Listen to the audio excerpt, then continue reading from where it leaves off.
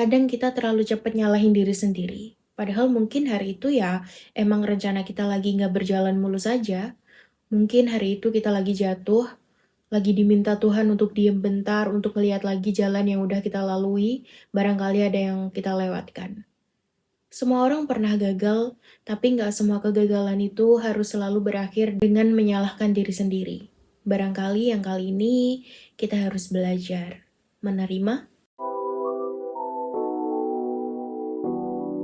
Hai, it's me, Fitri. Hari ini aku banyak kegiatan dadakan. Rencananya tuh aku mau tag video di cafe kan, tapi gagal. Beberapa to-do list juga gagal aku rampungkan. Pokoknya jadwalku hari ini berantakan banget, banyak kegagalan kecil yang terjadi.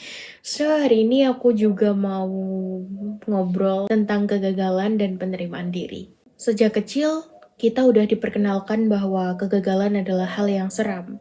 Dan kalau bisa, jangan sampai kita ngalamin itu. Kita selalu dipersiapkan untuk jadi seseorang yang berhasil. Kita harus hati-hati, kita harus bekerja keras untuk jadi si berhasil itu. Dan itu nggak cuma soal karir di masa depan, tapi soal pribadi kita sendiri, soal bahkan pasangan kita, bagaimana rumah tangga kita ke depannya, kita disiapkan untuk jadi si berhasil itu. Dan mungkin banyak orang yang lupa kalau nggak semua usaha itu bisa dapat hasil yang setara.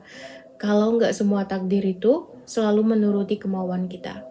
Coba deh tanya ke dirimu sendiri, kenapa kamu takut gagal? Apa kegagalan itu emang seserem itu? Apa alasannya? Karena dirimu sendiri atau karena kamu takut sama pendapat orang di luar sana? Aku punya banyak kegagalan besar yang waktu itu sampai bikin aku mikir kalau aku juga gagal sebagai manusia. Aku pernah gagal ngebela diriku dari orang-orang yang suka ngebully sampai akhirnya aku jadi salah satu korban dari mereka. Aku pernah gagal nyelamatin diriku juga karena di umur 19 tahun aku baru tahu kalau perlakuan yang dulu aku terima itu adalah salah satu bentuk pelecehan seksual. Dan ya sekarang aku juga gagal sebagai orang yang sehat secara mental. Aku baru aja gagal dalam percintaan, aku juga baru aja gagal dalam karirku. Apalagi sekarang umurku 25 tahun, aku anak kabupaten, aku tinggal di kampung, yang mana kita semua tahu ya gimana kayak kehidupan di perdesaan tuh menganggap perempuan usia 25 dan masih struggle di dua hal ini.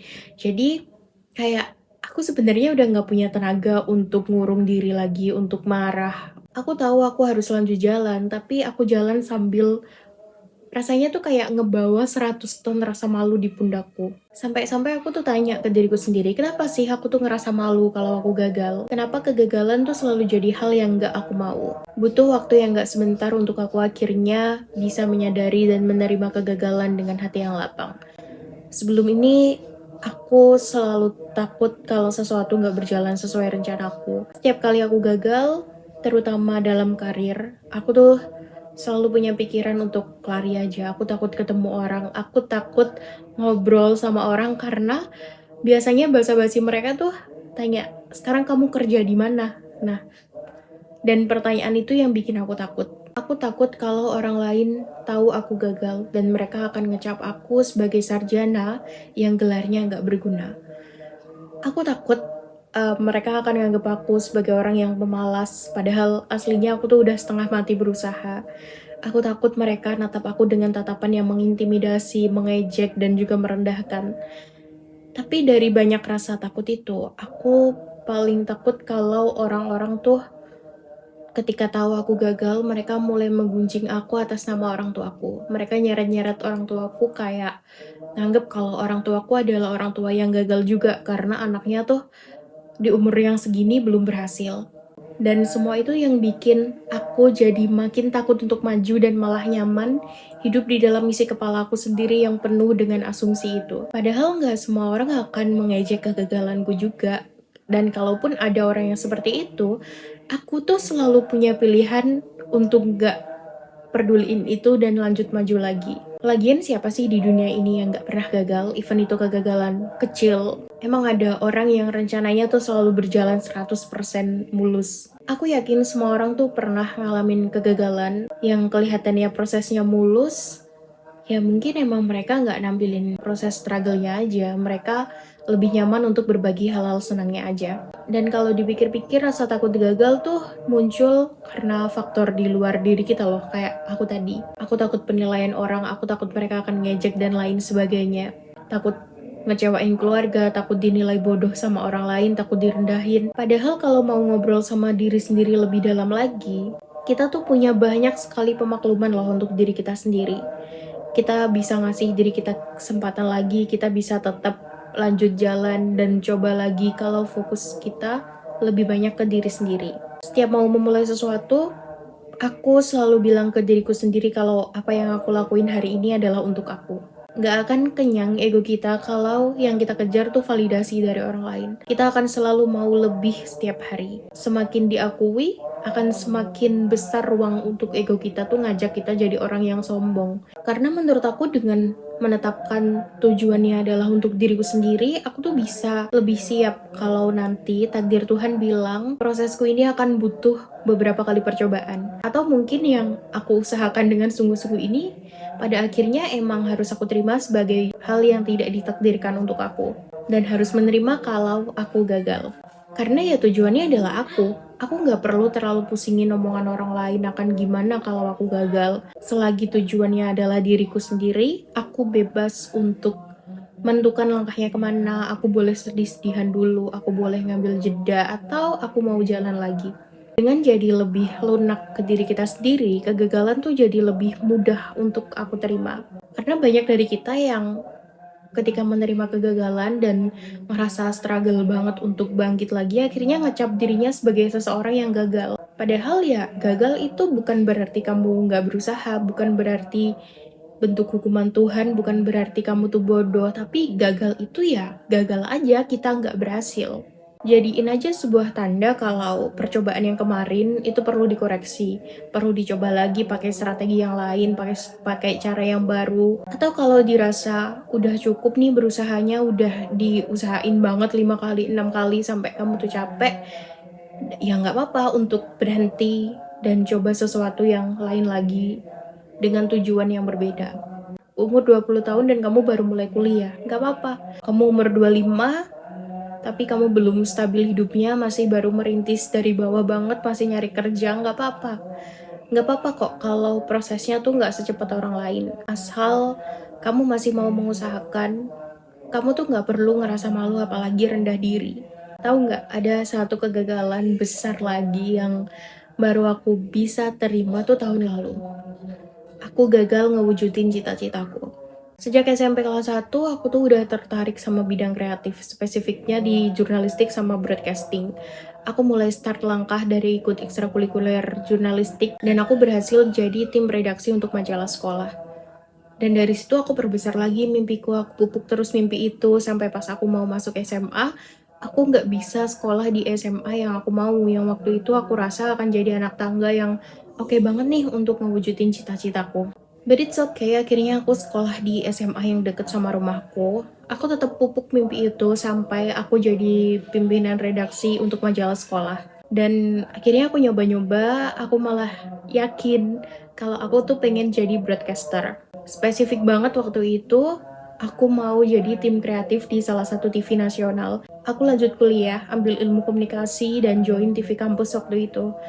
Aku tuh udah ambispol sama cita-citaku ini. Sampai di 2021, aku tuh nekat ke Jakarta untuk pertama kalinya sendiri. Dan waktu itu juga masih kayak hilang-hilang banget gitu di Indonesia. Dengan naik kereta api ekonomi, aku berangkat tengah malam waktu itu. Terus sampai di stasiun Pasar Senen tuh jam 9. Terus aku lanjut ke kantor dari stasiun TV itu.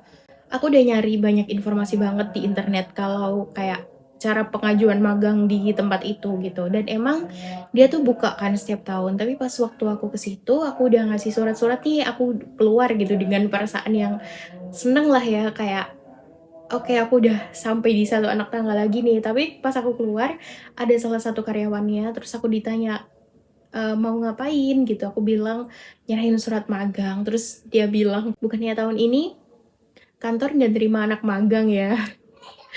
Nah dari situ ternyata kayak kantornya tuh telat ngupload informasi gitu loh di websitenya, dan ya dari situ hatiku patah lagi. But it's okay, kayak aku masih mengusahakan walaupun gak bisa magang di tempat itu.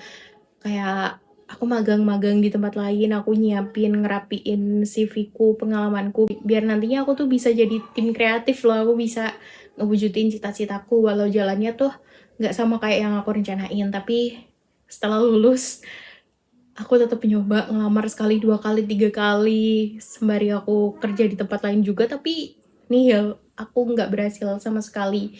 Dan karena usia aku udah 24, terus kayak bentar lagi aku 25, aku udah ngerasa kayaknya cukup deh, kayaknya emang ini nggak ditakdirin, jadi takdirku kali ya. Dan dari situ, ya udah, aku marah sih sebenarnya. Awal-awal tuh aku marah sama diriku sendiri. Mungkin aku kurang berusaha, aku nyalahin keadaan juga, aku nyalahin kayak misal aku dulu sekolah di sini, di sana, aku mulai nyalahin semua hal, bahkan nyalahin Tuhan.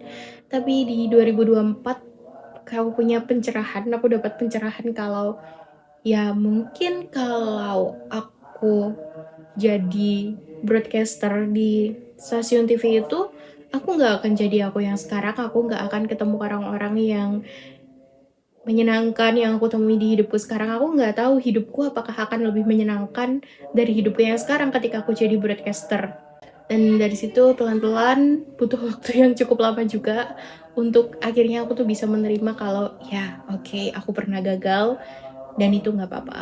Dan aku tuh selalu percaya kalau dengan segala usaha yang udah aku lakuin, Tuhan tuh nggak akan ngebuat semua langkah itu jadi perjalanan yang sia-sia. Karena mungkin kalau aku jadi broadcaster waktu itu, aku nggak akan kepikiran untuk nulis konten. Mungkin video ini nggak akan terupload juga hari ini. Mungkin emang ya tempatku bukan di sana dan Tuhan lebih tahu mana yang aku mampu. Aku tahu aku gagal, tapi aku juga tahu kalau hidupku gak akan berhenti hanya karena itu. Kita sering langsung pengen sembuh kan ketika kita ngalamin kegagalan. Kita pengen jadi orang yang tetap positif atau langsung bangkit ketika ngalamin kegagalan.